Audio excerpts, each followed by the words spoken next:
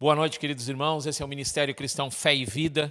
Esse é o nosso culto dominical, culto da família, culto de ensino da palavra. Culto que temos a cada domingo trabalhado para trazer para você e também nas quartas-feiras a palavra que o Senhor tem colocado no nosso coração, fazendo com que cresçamos nele.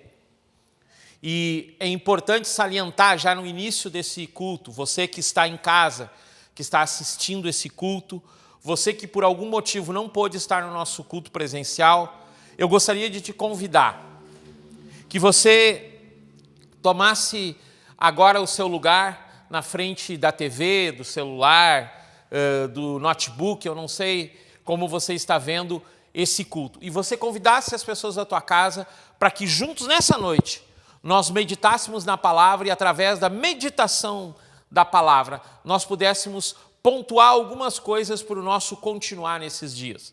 Por que eu falo isso? Os 2 últimos cultos a gente falou sobre um esvaziamento, um esgotamento espiritual que existe sobre as pessoas. E tudo isso, querido, nós cremos que faz parte de um tempo em que estamos vivendo. Um tempo que nós estamos vivendo que jamais foi visto. E eu estou me repetindo em algumas coisas que já falei, mas acho importante nós pontuarmos a partir daqui essa situação. Nenhuma geração viveu isso que a gente vive. A geração de Noé, queridos, ela viveu um momento terrível. Eles não olharam, eles não tinham como, por através da sua própria compreensão, entender que o mundo ele seria exterminado por através da água. Não havia como.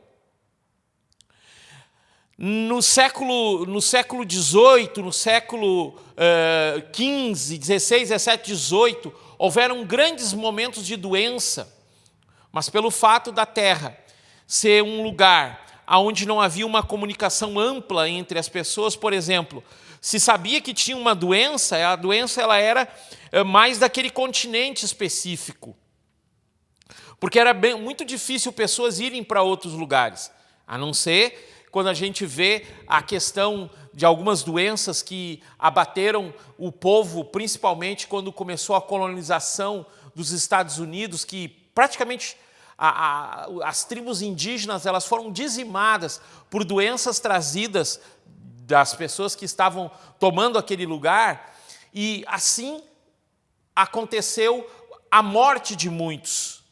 Mas hoje nós vivemos uma pandemia mundial. Por quê? Porque todos os povos estão interligados. E mais, a interligação do ser humano ela é muito grande por através das mídias, por através do celular, por através da notícia, por através de tudo isso. E pelo fato de haver essa condição, há também um problema muito sério, que é a questão psicológica que vivemos.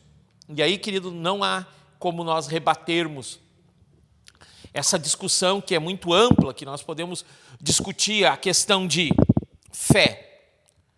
Fé, Hebreus 11 diz que é a certeza daquilo que eu não estou vendo, mas é uma compreensão tão grande dentro de mim que eu afirmo, acontecerá, está acontecendo, existe. Então, há uma discussão muito grande que algumas pessoas elas levantam, que às vezes falta fé para as pessoas. Falta fé para curar, falta fé para ir a algum lugar, falta fé para viver de uma forma diferente. E a gente poderia entrar nisso. Mas pelo fato do mundo viver hoje uma coisa tão forte, prendendo a mente das pessoas, que de fato, nós vivemos um tempo que nós precisamos voltar a uma fé genuína. Nós precisamos sair do esfriamento em que nós vivemos e começar a deixar o nosso coração queimar na presença do Senhor, no sentido de nós sermos aquecidos, no sentido de nós tomarmos uma nova posição diante do Senhor, de nós nos erguermos diante do Senhor, e até é engraçado isso que eu vou falar, nós nos erguermos de uma forma que a nossa oração ela não seja mais uma oração que nos faça ficar só no Senhor, todas as coisas tenho recebido de Ti. E aí você que me escuta bastante vai dizer assim, pastor, o senhor vive falando de ter o suficiente, ser feliz com o suficiente. É exatamente dentro disso que eu quero pautar um entendimento, querido, de que nós precisamos do fogo do Senhor, nós precisamos nos reaquecer, nós precisamos nos encher do Espírito Santo. Atos 2 diz que eles estavam reunidos num determinado lugar e quando eles reunidos naquele lugar, eles ficaram unânimes no pensamento deles, eles ficaram unânimes na decisão deles, veio do céu como um vento veemente e foram vistas línguas de fogo repartidas sobre a cabeça de cada um daqueles e eles falavam novas línguas. E aí nós tomamos isso como a base para falar em batismo do Espírito Santo. Mas, querido, o batismo com o Espírito Santo é bem mais amplo. Eu não quero entrar nesse mérito, mas nós entendermos, querido, que nós temos que ser cheios. Cheios do quê? Do vazio que nós temos, que se chama necessidade humana, característica humana da presença de Deus, é exatamente do tamanho de Jesus dentro do nosso coração. E a maioria de nós vive hoje um sentimento de esgotamento espiritual. Por quê? Porque a nossa fé parece que foi diminuída, a nossa fé parece que não tem êxito, porque nós oramos e algumas coisas não acontecem. E até aqui, queridos, eu queria abrir uma nota. Por favor, se você não viu o culto de quarta-feira de Santa Rosa, que está no Facebook, você, por favor, olhe esse culto. Eu trago lá uma palavra, não porque fui eu pregar lá em Santa Rosa, mas eu trago uma palavra muito pertinente de qual tipo de sacerdócio nós queremos desempenhar, baseado no texto de Ezequiel 44, que ele fala sobre um povo, sobre uns sacerdotes que tinham se deixado corromper, tinham se deixado perder-se no caminho, mas existia uma casa chamada Casa de Zadok, um grupo de sacerdotes que ministrava diante de Deus. E eu falava lá nesse culto da quarta-feira, eu quero que você veja, que ou nós preferimos ministrar terra a terra. O que é isso? O que significa isso? No próximo culto, na verdade, até vou estar falando sobre isso. Terra a terra, céu, terra a céu. O que é isso, pastor? Às vezes nós ministramos só no âmbito da terra. Não saímos daqui. Mas a nossa oração tem que ser: Pai nosso que está no céu, santificado seja o teu nome. Seja feita a tua vontade assim na terra como no céu. Então, a minha ministração, a minha adoração, a minha vida de igreja, a minha vida na presença de Deus, ela tem que ter uma conexão com o céu, com Deus. E lá do céu, Deus tem que falar comigo. E essa conexão nos faz pessoas que saem desse esvaziamento, que saem desse esgotamento espiritual e começam a viver um novo tempo. Um tempo de um crescer, um tempo de preparar-nos para tudo aquilo que nós vamos viver nos próximos anos. E eu creio de uma forma bem firme, queridos, que pelo fato de nós estarmos no 10º ano do Ministério Cristão Fé e Vida, esse ano nós fazemos 10 anos, já estamos comemorando, mas lá em agosto, outubro, a gente completa mesmo essa data. Na verdade, a gente começou esse trabalho em maio, aí colocou a papelada para tramitar, em agosto veio a primeira nota em relação a isso, em outubro a gente daí efetivou por completo a criação do ministério. E dentro desses 10 anos, querido, nós passamos por muitas etapas, algumas que nós mesmos nos permitimos por causa das nossas decisões erradas. E essa noite, querido, eu quero falar sobre continuar, sobre ir à frente, sobre tomar uma nova posição, sobre expandir a tenda, sobre ampliar aquilo que Deus tem nos dado. Mas, para começar tudo isso, querido, nós temos que nos posicionar em algo. Lucas capítulo 22 vai falar da última ceia. E há uma porção da Escritura aqui que eu quero salientar para cada um de nós, para que a gente tome ela como uma palavra para a nossa vida a partir daqui.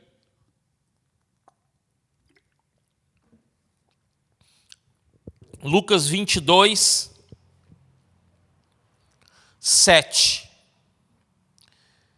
Diz assim: então chegou o dia dos pães asmos sem fermento, em que se devia sacrificar a Páscoa.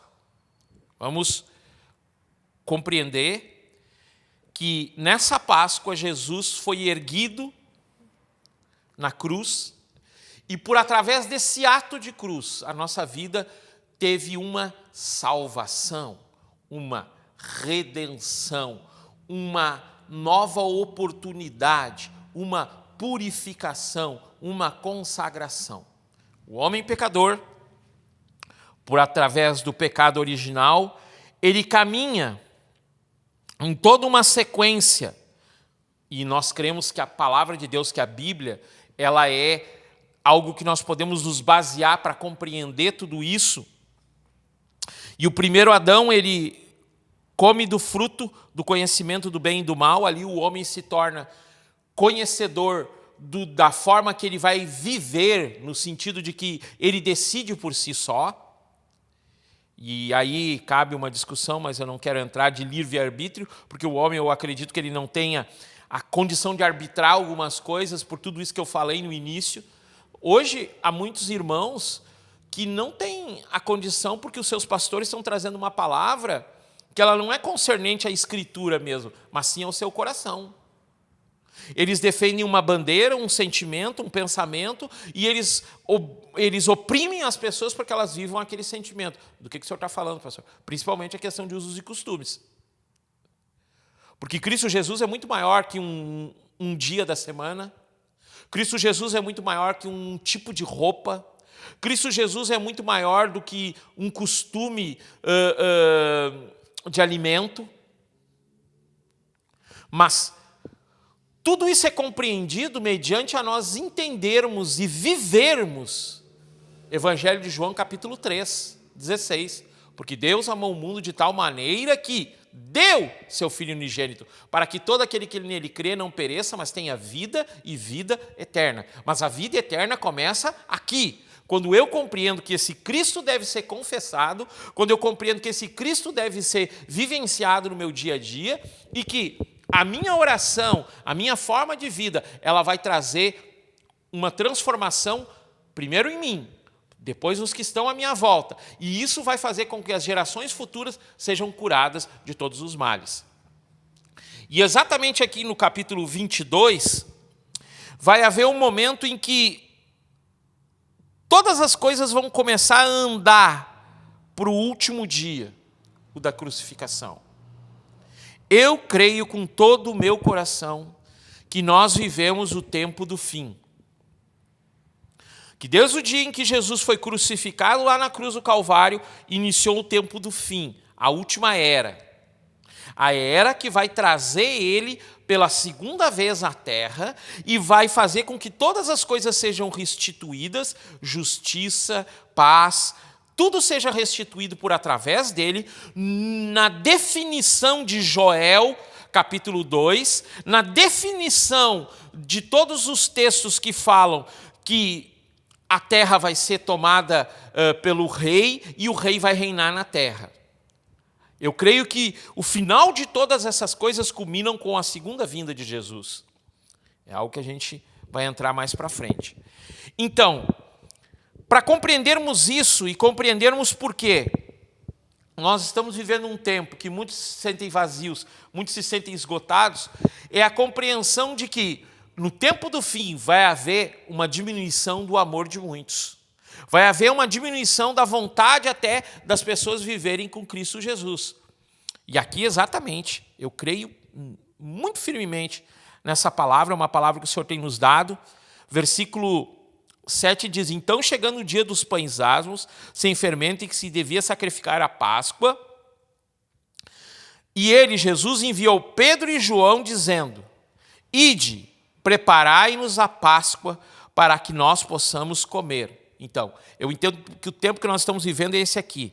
É tempo de preparar a última Páscoa, a última ceia, a ceia que nós vamos comungar com o próprio Cristo. Entende isso, querido? É abrangente, É muito grande. Mas eu creio que nós estamos vivendo esse tempo aqui, uma forma figurada, é óbvio, né? E eles disseram: onde tu queres que preparemos? E ele lhes disse: eis que quando entrardes na cidade encontrareis um homem carregando um cântaro de água. Segue-o até a casa em que ele entrar. Não vou falar desse texto aqui, porque senão a gente teria que pregar toda a pregação sobre esse texto aqui. E direis ao dono da casa: o mestre te diz, onde está o aposento dos convidados, onde comerei a Páscoa com meus discípulos? Então ele vos mostrará um grande quarto superior, mobiliado, ali fazei os preparativos. E eles foram e acharam como ele tinha dito e prepararam a Páscoa. Querido, eu quero que você pegue a caneta, que você faz a sua anotação, se você faz uma anotação, e você marque essa palavrinha aqui, ó. Preparem, fazei os preparativos, prepararam. Essa é a chave para esse tempo que nós estamos vivendo. Preparar a casa.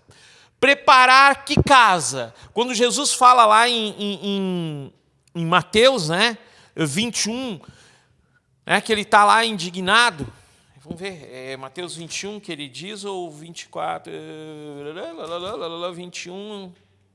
21. Que ele diz lá no versículo 13 assim, ó. E disse-lhes, está escrito, a minha casa será chamada casa de oração. Esse princípio, querido, de ser casa de oração, o indivíduo que ora no seu secreto, Evangelho de Mateus 5, 6, melhor, o indivíduo que tem sua vida de oração e aquece seu coração, ele vai aquecer a sua casa. Essa casa, primeiro indivíduo, casa de oração. Segunda casa, casa que é o convívio familiar.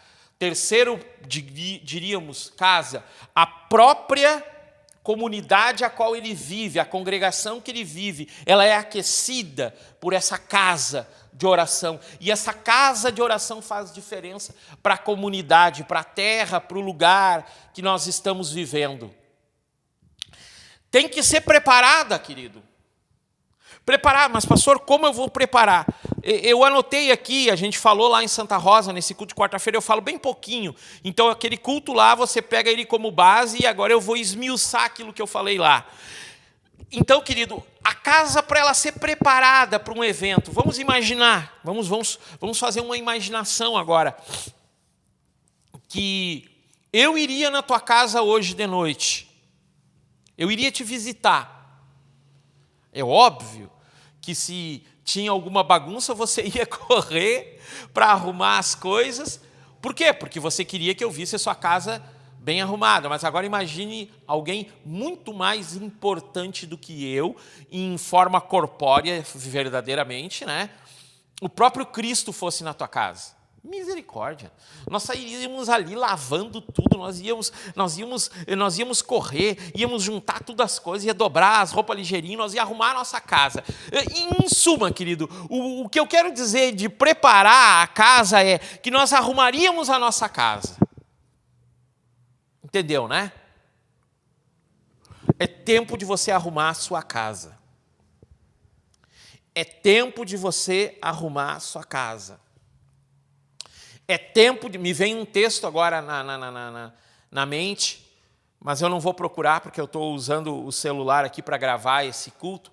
Eu não vou procurar, mas tem um texto de um dos 4 evangelhos que o homem diz assim: tive uma colheita muito grande, vou desmanchar todos os meus celeiros e vou reconstruir novos celeiros muito maiores. Louco. Se essa noite vierem e pedirem a tua alma, o que tu fará? Não adianta você dizer que vai fazer tal coisa sem dizer, se Deus quiser, farei tal coisa. Então, para nós termos uma compreensão, querida, a nossa casa ela tem que estar arrumada, porque nós não sabemos quando vai acontecer de Cristo Jesus vir nos visitar. E aí, querida, eu não estou falando de morte, mas eu estou falando de uma vida a qual nós estamos vivendo em um último tempo, em que muitas pessoas elas vão ser questionadas por aquilo que elas creem. Nós estamos, querido, numa eminência muito grande de tomada de decisão em vários pontos da nossa vida. Como nós escolhemos viver? Alguém, querido, presta atenção nisso que eu vou falar. Alguém me disse assim, pá, acabou a pandemia, agora eu vou me largar. Louco. A vida, ela não é algo que eu posso brincar de... Alguns vão entender, outros não, porque daqui a pouco não sabem. Não é brincar de roleta russa. Porque toda vez que você bebe e dirige, você faz uma roleta russa. Se você esteve doente por causa do Covid ou qualquer coisa desse tipo, e você acha que é brincadeira, e você vai não se cuidar durante um bom período de tempo para o teu corpo readquirir tudo aquilo de imunidade que tu tinha, louco, você quer morrer? Quer deixar seus filhos? É tempo de preparar, é tempo de arrumar a casa. Como eu arrumo a minha casa? Primeira coisa, querido, que se você vai arrumar uma casa e ela está fechada, você vai abrir as janelas, você vai abrir as portas e vai deixar ventilar o ar. A palavra ela fala lá em Mateus 6:22 que os olhos são a janela do corpo. Se teus olhos forem bons, todo o teu corpo será bom. Como estão os teus olhos? Ah, pastor, eu sou uma pessoa que eu tenho meus olhos puros. Oh, glória a Deus. Mas se dentro do teu viver os teus olhos estão olhando muito, e aí eu não vou entrar nem na questão da purificação em relação ao adultério, em relação a esse tipo de coisa. Mas eu vou entrar só lá em Provérbios 15, que fala que a cobiça destrói o homem. Eu só vou falar da questão da cobiça, né? Os mandamentos, um dos mandamentos é não cobiçarás. É não querer ter que aquilo que é do outro, que é também conhecido como inveja, que é conhecido também como querer ter. Queridos, é incrível a concorrência que existe da vida das pessoas no seu dia a dia. E não é uma concorrência sadia. Há irmãos, queridos, da igreja, é por isso que eu estou dizendo que nós temos que preparar a nossa casa, nós temos que purificar os nossos olhos. Há irmãos que se sentem invejosos em relação ao carro que o irmão tem.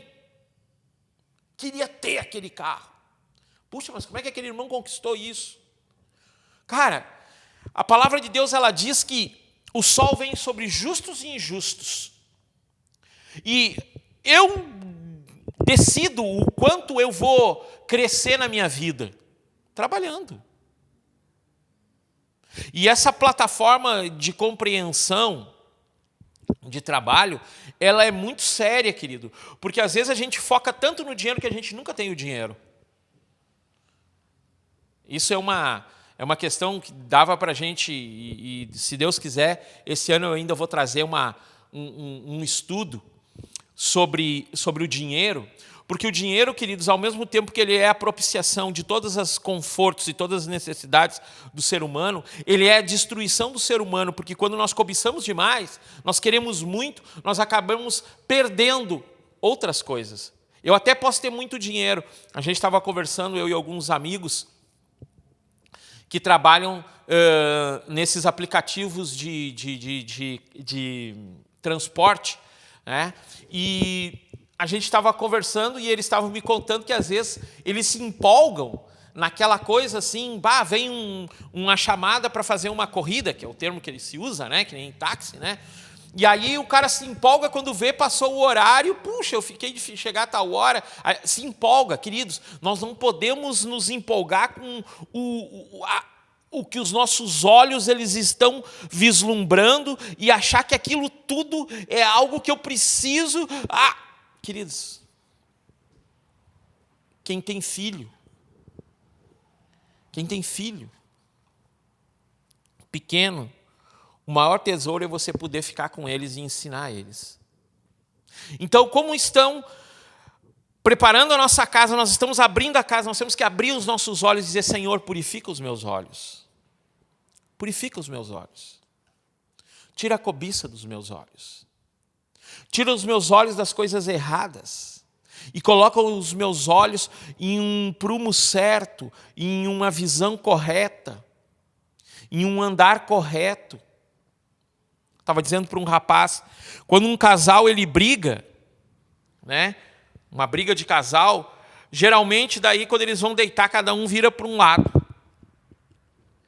E eu tinha um pastor que ele dizia que quando o casal dorme brigado e cada um vira para um lado, o diabo dorme no meio. E isso nós temos que compreender, querido, que como casais, nós temos que andar juntos. Tá?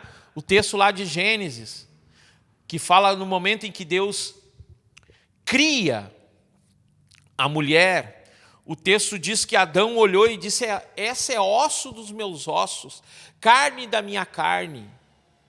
Auxiliadora o Senhor fez para mim. E aí o termo auxiliadora para alguns é diminuído pela compreensão errada.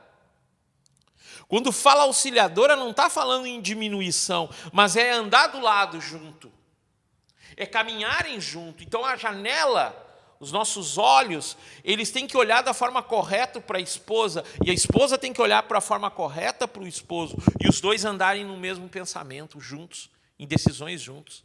Queridos, uma das coisas para mim que é mais terrível é quando um casal diz assim: eu comprei com o meu dinheiro. Quer dizer, a mulher diz: eu comprei com o meu dinheiro. O marido diz: mas eu fiz tal coisa com o meu dinheiro. Não, o dinheiro é da família. E eles trabalham juntos. E se um erra, ele tem que ir para diante do Senhor. É tempo de preparo da casa para o Senhor. Reestabelecer coisas que foram perdidas, esgotamentos que foram vindo durante a caminhada e começar a viver juntos. A vida de um casal é uma vida em que os três andam juntos. Três, pastor? Sim, o marido, a esposa e Deus. Eles são um cordão de 3 dobras, eles têm que andar juntos, eles têm que viver uma vida comum. Então, queridos, nós temos que purificar os nossos olhos. A casa tem que ser preparada, tem que ser aberta, os nossos olhos têm que ser abertos, os nossos ouvidos eles têm que ser abertos para ouvir, querido, coisas que fazem diferença no nosso viver. Como assim, pastor? Queridos, nós temos que diminuir o número. É delicado isso que eu vou falar, mas nós temos que diminuir o número de amigos que trazem fofoca para o nosso dia a dia e começar a trazer e ouvir pessoas que trazem edificação para o nosso ser. Mas pastor, como é que eu vou fazer isso? Cara, eu falei uma época, muito tempo, foi logo, se não me engano, foi bem na época que a gente teve a transição de passar de ministério. Eu falava muito sobre, eu não compreendia naquela época, mas hoje até compreendo algumas coisas. Cara, fica perto de pessoas que querem te levar para frente. Não pessoas que ficam puxando para trás. Ou pessoas que te erguem, não pessoas que te diminuem. Compreendendo, obviamente, que aquele que lhe faz um elogio, arma-lhe um laço de salmos. Por que isso? Porque quando eu simplesmente só fico perto de pessoas que concordam com tudo que eu falo e não contrapõem algumas vezes quando eu estou errado, há uma tendência que eu me torne uma pessoa que vai querer só ouvir o que é bom. A maioria das pessoas que procuram um canal para ver questão cristã, palavra, elas não procuram canal ou uma palavra que confronte elas com o pecado delas. Elas tentam procurar uma palavra que vá alimentar, que é essa questão hoje que se faz muito de, como é que a gente fala? Mentoria. Mentoria, queridos, não é você chegar diante de uma pessoa e essa pessoa só falar as coisas boas que você tem e que você vai ter sucesso. Não, é contrapor aquilo que está errado em você. E isso é muito sério, querido, é tempo de nos prepararmos. Eu anotei aqui, queridos, um outro texto. Vamos voltar atrás aqui um pouquinho, Lucas 15. Esse texto aqui, ele é um texto precioso. 15:8 diz assim. Ele está fazendo uma comparação, né, sobre o reino. Os publicanos vieram para ouvir ele. E ele começa a falar algumas coisas, e aí ele diz assim sobre uma mulher. Ele fala sobre uma pérola lá, né? Sobre uma ovelha, sobre 100 ovelhas, lá. E aqui ele fala assim no 8. Ou qual mulher que tendo 10 peças de prata e perdendo uma peça, não acende a candeia e varre a casa, buscando com diligência até encontrá-la. E tendo encontrado, ela chama as amigas e vizinhas, dizendo, alegrai comigo, porque eu encontrei a peça que havia perdido. Queridos, nós temos que varrer a nossa casa. O que é varrer a casa, nesse sentido aqui? Aqui, queridos, nesse texto, há uma metáfora de uma mulher que ela se esmerou até achar a moeda que ela tinha perdido. Sabe que às vezes, querido, a gente perdeu alguns valores dentro do nosso coração. Mas para primeiro achar os valores dentro do nosso coração, nós temos que varrer fora tudo aquilo que é valor perdido, que é sujeira. Nós temos que perder, nós temos que mandar para fora, nós temos que varrer para fora. É tipo, vou vender para... O pastor não pode se aguentar, né? É a vassoura ungida hoje. Não adianta, querido, você pegar uma vassoura e ungir ela e achar que vai varrer e vai dar certo. Não! É dentro do teu coraçãozinho que tem que ser tirado toda a mágoa, todo o ressentimento, todo o lixo que foi colocado porque aquela pessoa falou com você de um jeito que você não queria escutar e você se chateou com ela e você ficou com coisas dentro do teu coração em relação a ela. Varre para fora, varre para fora. Como é que eu varro para fora, pastor? Confessando diante do Senhor. Confessando, Senhor, eu falei 2 cultos atrás, muito sério, e depois eu até fiquei me questionando, puxa, será que eu deixei claro isso porque eu vi alguém escrevendo alguma coisa que eu tinha falado e pareceu assim que não ficou bem nítido isso. Eu falei que nós temos que ter sinceridade na nossa oração, não é nós sermos sinceros sempre com as pessoas sem dimensionar, escuta, não pega uma parte, sem dimensionar que a palavra de Deus, quando fala ali nas bem-aventuradas, diz, sois bem-aventurados, os mansos serão... Como é que é? Como é que é o texto lá? Vamos achar lá? Vamos achar lá? Para ser bem exato, Mateus 5. Aqui, Mateus 5. Bem-aventurados são os mansos, porque eles herdarão a terra. Mansidão é casa varrida.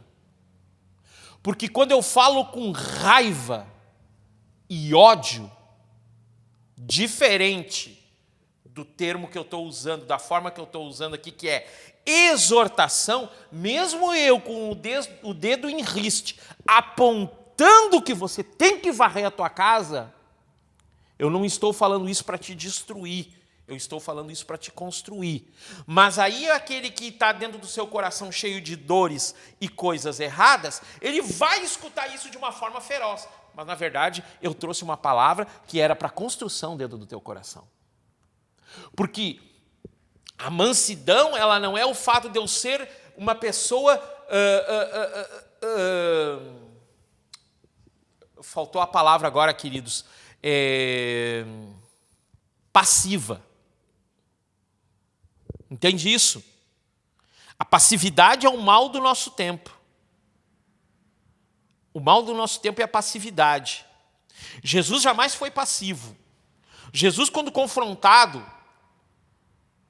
em relação ao templo de Deus, ele pega um zoroabaque, quebra a mesa dos cambistas e todo mundo diz assim, pô, Jesus ficou pirado agora? Não, ele continuou manso, porque aquilo era o zelo que ele tinha. Ele tinha uma paixão, mas ele tinha um zelo pela casa. E ele não admitiu que eles estivessem fazendo aquilo que eles estavam fazendo. É aquele mesmo texto ali de Mateus 21. Ele não admitiu aquilo que eles estavam fazendo, mas ele tratou isso de uma forma firme, de uma forma ativa. Ele varreu a casa de uma forma ativa, mas sem agressão. Pastor, mas ele quebrou a mesa do cambista. Mas, querido, nós temos que compreender também que quem fez isso foi Cristo Jesus, em um ato mostrando que Deus, ele é amor, mas ele também é zelo. E por ter o zelo ele é condicionado, ele vem junto com uma parte de ira. Irai-vos, mas não pequeis. Mas vem.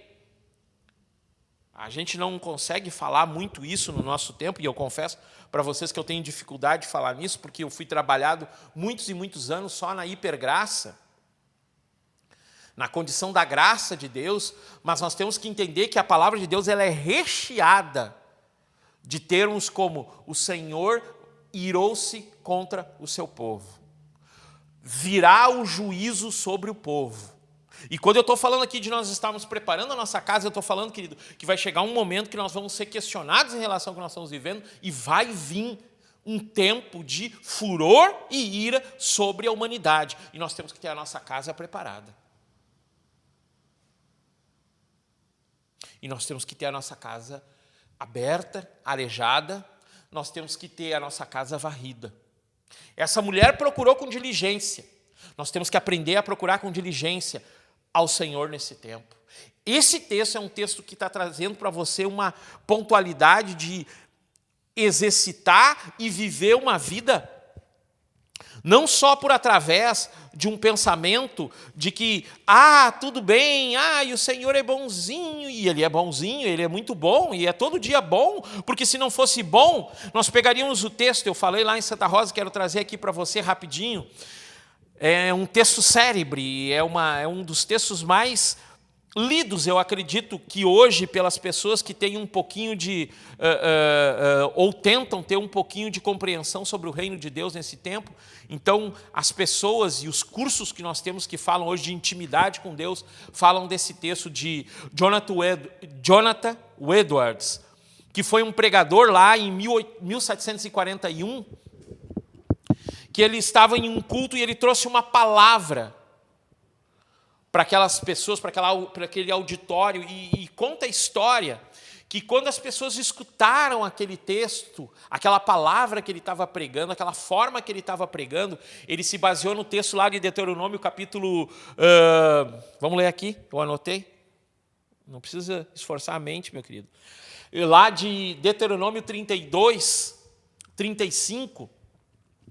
que fala sobre o homem, ele está diante do Senhor, mas ele tem que cuidar para que ele não caia. Fala sobre a persistência do homem de viver na presença do Senhor. E Jonathan Edwards, nesse texto, o título do texto era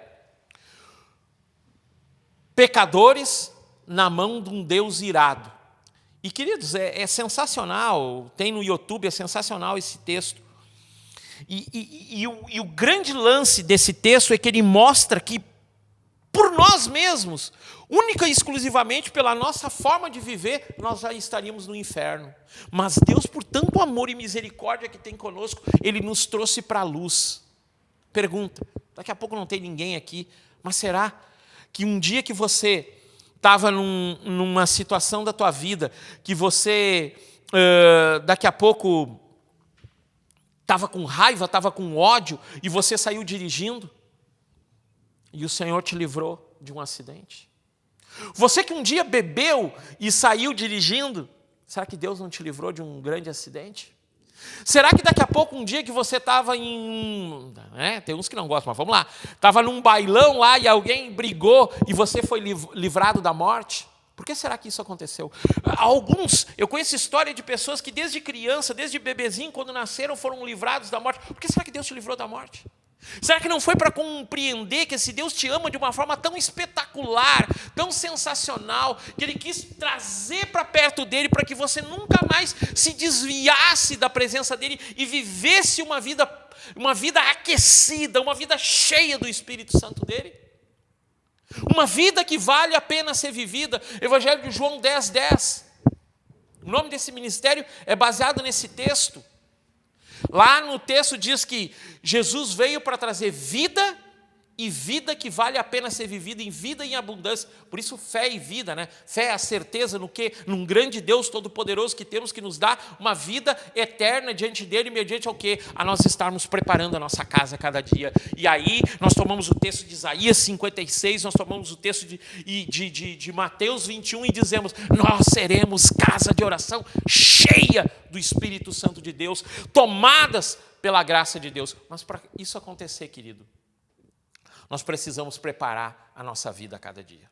E esse preparo, querido, passa muito por alguns pontos que a gente eu posso destacar aqui só para ler, porque a gente vai trabalhar neles. Eu quero ver se essa semana a gente faz pelo menos uns 3 vídeos. Eu não gosto, querido, eu não gosto. Eu detesto vídeo, eu estar aqui na frente da câmera, eu não gosto. Eu sou tímido por natureza, mas eu acho que esse tempo que eu estou vivendo de preparo é necessário fazer isso. Então, queridos, eu estava lendo, estava repassando alguma coisa e eu vi a importância de nós voltarmos a alguns princípios como igreja. Nós voltarmos a pensamentos do tipo, nós temos que voltar à meditação. Eu alenquei aqui, na verdade eu peguei uma síntese de um livro que eu dei umas lidas e eu não lembro exatamente se li por completo esse livro, porque esse livro passou nas minhas mãos lá em 1986, 87, 88, e novamente eu olhei e fiz algumas anotações agora em 2017, 2020, que é a celebração da disciplina do Richard Foster. E ele fala 10 pontos que a gente precisa voltar, que a gente tem que mexer no nosso coração, olhar no nosso viver e trabalhar. Que seria a meditação à palavra, que seria a oração, que a gente tem falado tanto aqui, que seria o jejum, que seria estudar as Escrituras, que seria ter uma vida de simplicidade, mas não a simplicidade de achar que a roupa vai fazer diferença, mas sim o nosso viver e o nosso tratar uns com os outros, que seria uma questão de humildade, a solicitude, aquela coisa de disposição a cada dia, de vivenciar coisas novas, mas compreender que as pessoas que estão à minha volta, elas têm uma necessidade de receber aquilo que eu estou ganhando, aquilo que eu estou tendo de Deus. É uma solicitude de me dispor a servir, de me dispor a fazer algumas coisas. A confissão diária de que Cristo Jesus é o meu Senhor, a adoração no sentido de viver uma vida cada vez mais na presença do Senhor. Nós temos tido turno, querido, de oração e adoração nas nossas igrejas.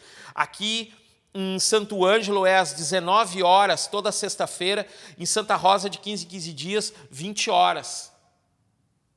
Isso é importante, querido. A igreja ela tem que entrar nisso. Entrar numa compreensão, querido, que ela deve viver debaixo. E aqui é uma coisa, para mim, que nós temos que entender maior, que é o quê? Que é a questão da orientação, que é do discipulado. Andarmos juntos, conversarmos. E, por último, querido, a questão que hoje, para muitos, ela é complicada, que é o quê? A celebração. O culto, querido, ele é importante.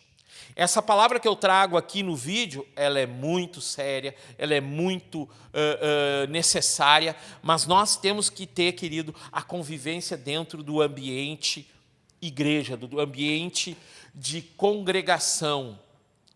Graças a Deus, a vacina está tomando uma corrida, um adiantar.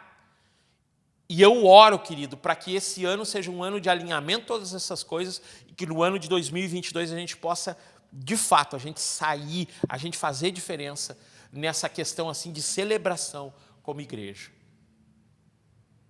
Tempo de arrumar a casa. Como está a tua casa? A tua casa está com as janelas fechadas, sem entrar um ar? Tua casa está suja, precisa ser varrida, precisa ser lavada com a água do Espírito? É tempo de arrumar a casa. Vamos orar. Pai, eu oro nessa noite para que, óbvio que muitas coisas que eu falei, ou a maioria das coisas que eu falei, elas caem rapidamente no esquecimento. Mas, Senhor, se eu puder deixar alguma coisa nessa noite, eu oro para que Teu Espírito Santo cele dentro de nós. Eu sou uma casa de oração. Meu irmão é uma casa de oração ao Deus eterno. Nós juntos somos uma casa de oração que abençoa a comunidade a qual nós vivemos. Por isso, Senhor, vem fazer a diferença no nosso viver nesse tempo, para a honra e glória do Teu nome, em nome de Jesus. Queridos, vamos arrumar a nossa casa. Essa semana, que você possa estar conosco, de manhã nós temos o nosso devocional de leitura da palavra. Durante essa semana nós vamos mandar alguns vídeos falando mais sobre esses 10 pontos que eu falei aqui de meditação, oração, jejum, estudo, simplicidade, solicitude, confissão, adoração, discipulado e orientação e celebração. Eu quero estar falando isso para você durante essa semana e que você possa querer estar com o Senhor essa semana. Quero também, nesse último momento, querido, pedir para você está contribuindo conosco, teu dízimo, tua primícia, tua oferta. Se por um acaso, querido, você olhou e disse assim, eu estou atrasado no dízimo, querido, não há atraso em dízimo. Há dar o dízimo ou não dar o dízimo. Não há acúmulo de dízimo atrasado, há princípio de fidelidade a partir do qual eu compreendo que se por um momento eu parei, eu devo reiniciar, mas Deus não tem uma coisa de trancar as bênçãos sobre nós por causa que a gente esqueceu ou por alguma situação que aconteceu conosco, ou alguma situação que a gente vivenciou de doença, ou não sei exatamente o que foi. Não, queridos. Deus é um Deus de amor. E o valor que você traz para a casa do Senhor é para que a casa continue podendo ser habitada, no sentido de nós continuarmos com os trabalhos que nós temos na igreja, com a manutenção das pessoas que trabalham para a obra, e tudo isso, querido, você deve pautar com um pensamento. Eu estou entregando para Deus, não é para homem. Porque se o homem errar, a responsabilidade é do homem. Você fez a sua parte. Quero deixar também aqui, querido, um abraço todo especial para você, que faz tempo que eu não vejo. Quero dizer para você que você é muito amado, muito querido, e que todas as pessoas que nós temos no nosso canal, nós verificamos ali a nova inscrição, as inscrições que nós temos, e nós sempre oramos para que Deus esteja abençoando cada um. Que o amor de Deus faça diferença em você e que a tua casa seja nessa semana trabalhada e que você seja uma casa de bênção, uma casa de oração. Em nome de Jesus. Amém, amém e amém.